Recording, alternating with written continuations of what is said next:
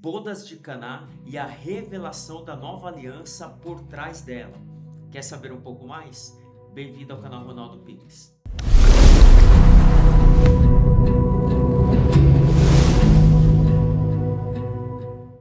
Fala, Renantes, tudo bem com vocês? Dentro desta narrativa de João, no capítulo 2, sobre a festa, existe uma revelação profunda a respeito da nova aliança. Muitos interpretam que neste evento foi realizado o primeiro milagre de Jesus, que é a transformação da água em vinho. E o mais interessante é que este ambiente, esta festa de casamento, é um ambiente de aliança. E o vinho ali representado, segundo Salmos 104, o vinho ele é representado por alegria. Então todo o ambiente ele está propício para que Cristo revele assim a mensagem da nova aliança. E é isso que nós vamos entender agora. O interessante é que quando você pega o texto de João, trazendo a narrativa do capítulo 1 até o capítulo 2, que é o evento, ele traz como se fosse um Gênesis, narrando os 6 dias da criação até o 7º dia, que vai apontar para esta nova aliança. Olha que interessante.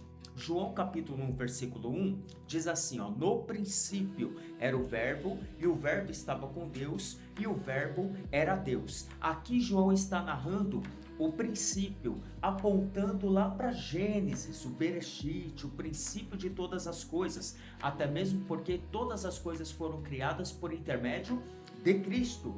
Já no versículo 29, ele continua esta narrativa da seguinte forma: no dia seguinte, está apontando para o 2º dia da criação. Continuando a narrativa, no versículo 35, ainda no capítulo 1, ele continua no dia seguinte, apontando para o 3º dia da criação.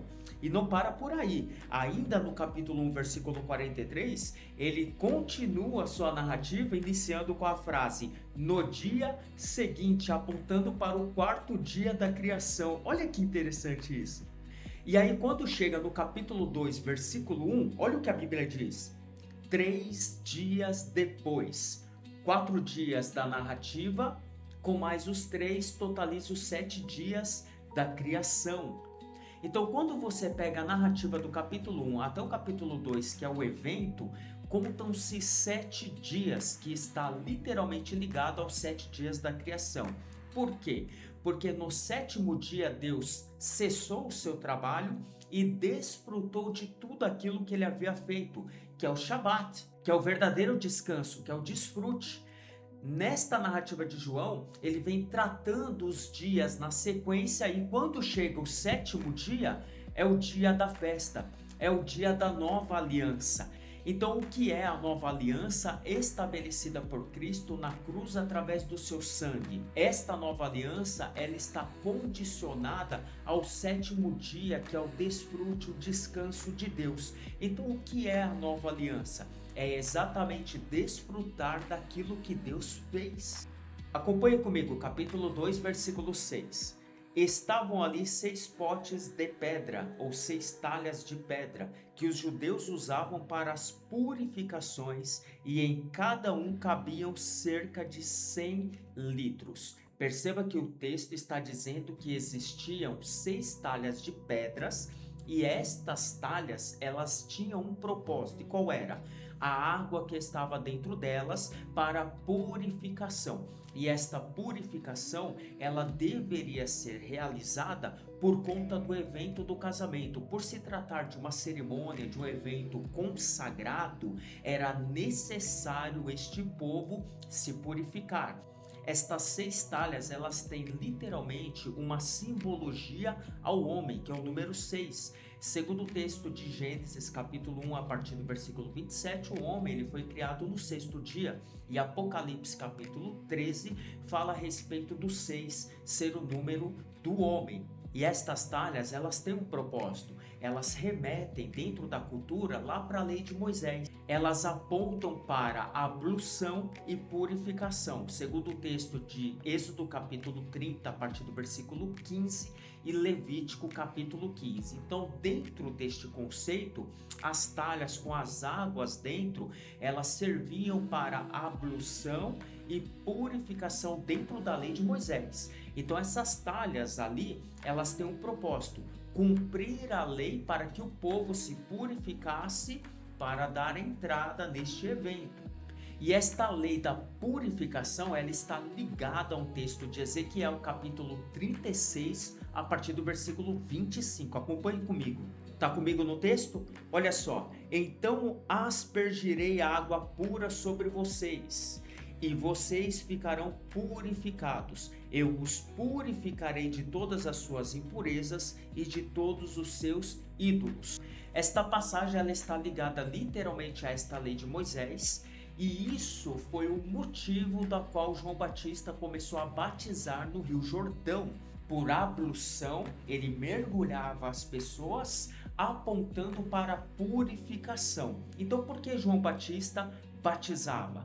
Para purificar as pessoas, trazendo um chamado ao arrependimento. Mas não somente isso, tá? João Batista não somente batizava para um chamado ao arrependimento, mas aquele era um evento profético, porque através do batismo, o Cristo iria ser revelado. Ainda no texto de João capítulo 2, versículo 7, olha que interessante. Jesus lhes disse: encham de água esses potes ou estas talhas. Mas calma aí. As talhas não tinham água. Estas águas, segundo a lei, remetem à purificação, mas elas estão vazias. Então, o texto quer nos dizer que não mais será utilizado estas águas mediante a lei apontando para uma purificação dentro desta cultura. Esqueça isso.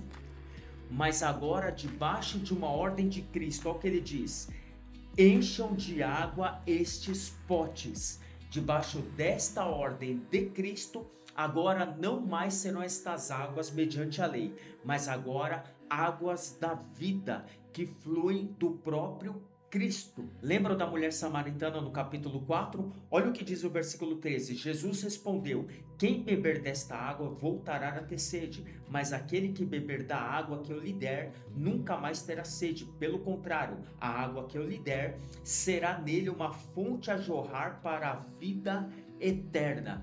Não mais será aquelas águas purificadoras voltadas à lei, mas agora são águas debaixo desta ordem de Cristo. Enche as talhas, porque agora as águas purificadoras vão partir dele. E o interessante é que quando levam ao responsável pela festa, que era o chefe, o encarregado dos serviçais ali, que é chamado hoje de mestre-sala, quando levam para ele, ele prova e diz: nossa, guardaram o melhor vinho para o final. Ou seja, o melhor vinho normalmente é entregue no começo da festa e deixa o inferior por último. Mas aqui neste caso não. O melhor vinho ele ficou por último, ele ficou no final da festa. Ou seja, o ambiente está ligado a uma aliança. Esta aliança, ela envolve o vinho tem um símbolo de alegria e ele remete ao sangue de Cristo dentro de uma simbologia. Este sangue está ligado à cruz que remete à sua morte, e esta morte está ligada à nova aliança, o Novo Testamento. Porque o Novo Testamento ele não surgiu na ressurreição de Cristo, mas o Novo Testamento ele surge, ele se estabelece através de sua morte. Só é possível um Novo Testamento, uma nova aliança, através da morte do testador. E isso é tão verdade que no texto, olha o que interessante o que a mãe de Jesus diz no versículo 3. Tendo acabado o vinho, a mãe de Jesus lhe disse, logo a mãe dele, Miriam: eles não têm mais vinho. E Jesus respondeu: por que a senhora está me dizendo isso? Ainda não é chegada a minha hora. Ah, meu irmão, para com isso. Jesus ele está dizendo para ela: por que você está querendo que eu antecipe a nova aliança? porque ainda não é chegada a minha hora. Jesus está falando da sua morte, da sua crucificação. Por que está pedindo que eu revele, que eu estabeleça uma nova aliança se ainda não é chegada a minha hora? Mas Jesus aqui, ele deixa um pouco da mensagem da nova aliança, transformando a água em vinho, remetendo para o seu sangue, apontando para uma nova aliança, e com isso nos traz o desfrute e a alegria. Prova disso é que o texto ainda, no capítulo 2, versículo 11, diz que neste momento, neste evento, foi revelado a sua glória, mas que não tivesse chego a sua hora, mas neste ambiente ele revelou por intermédio do vinho, desta ação, um pouco da chegada da nova aliança e aquilo que ele iria estabelecer como proveito, a alegria, a aliança de estarmos com ele por toda a eternidade. Ainda não tinha chego a sua hora, mas ele deixou um pouco desta revelação para todos aqueles que nele creem. Então, o que é a nova aliança, senão o desfrute que Deus estabeleceu para os seus por intermédio de Cristo Jesus? Então, esta nova aliança é exatamente o desfrute daquilo que Deus fez para nós. Cristo, ele não reformou, ele restaurou aquilo que havia começado, porque Deus é um Deus que começa esta boa obra e ele é fiel para terminá-la. Gostou desse vídeo? Que você possa se inscrever no canal, compartilha para demais pessoas, deixe seu like, deixe seu comentário, transborda aí no nosso canal, porque nós estamos aqui com um único intuito: gerar o amor da palavra em você. Te vejo até o próximo vídeo, que Deus te abençoe.